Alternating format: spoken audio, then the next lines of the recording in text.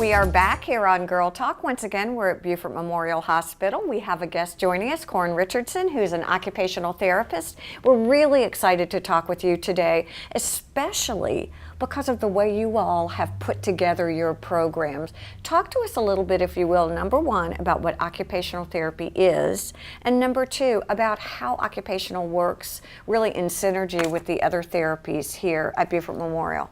Sure. I think as occupational therapists, we have a slightly unfortunate name, a little hard to understand, but we think of occupations as what you do all day long, all the activities you perform, and the things I did today to get ready to come here, putting my earrings in, walking my dog, taking care of my children. Driving is a huge activity. And occupational therapists, physical therapists, speech-language pathologists help you to recover the skills you need to do those things, to return to life after an injury or an impairment or a developmental delay with children. There's multiple areas we help people with. How would the occupational therapy be different, though, from physical therapy in particular?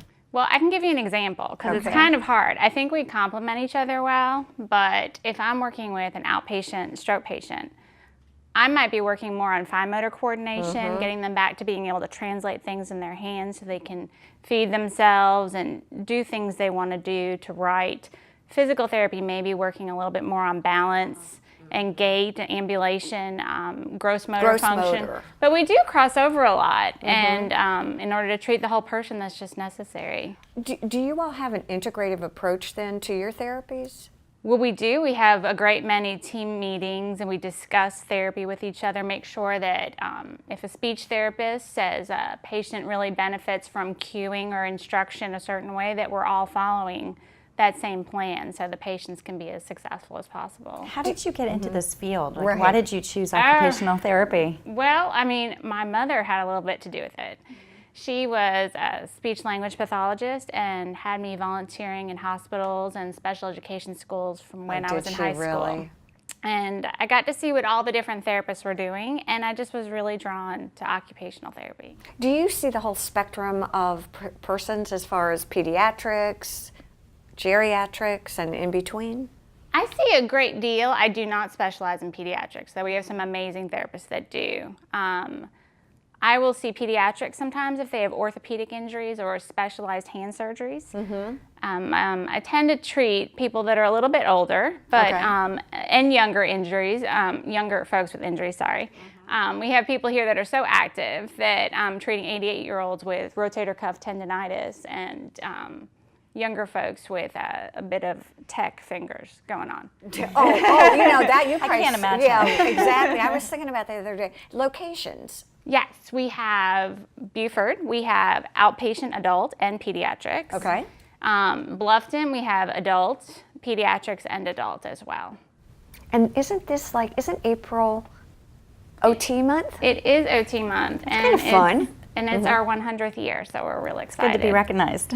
It is. It's a lot of fun. What is your educational background to do OT? Yes, ma'am. I went to the College of Charleston, and I have a bachelor's degree from there. And then I went to the Medical University of South Carolina, and I have a master's degree from there. If people want OT or need OT, what is the system to get to you all? I mean, is it something that is a referral? Yes, you do need a doctor's prescription. Okay. And they usually will sometimes see you in the office and just talk to you about that and see what best would suit you. Who's a candidate for OT? Good. I was just thinking that anybody. Yeah, I said anyone, but that's not quite. But certainly if you've had a neurological event like a stroke or a brain injury, if you've had rotator cuff repair,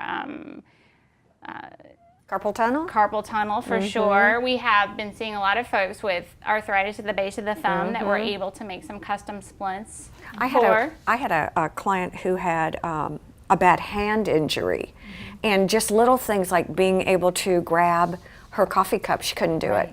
And an OT was an absolute godsend for her.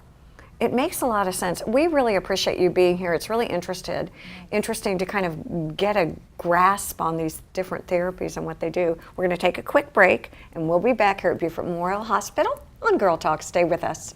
For information about occupational therapy in both Bluffton and Beaufort, please call 843 522-5630.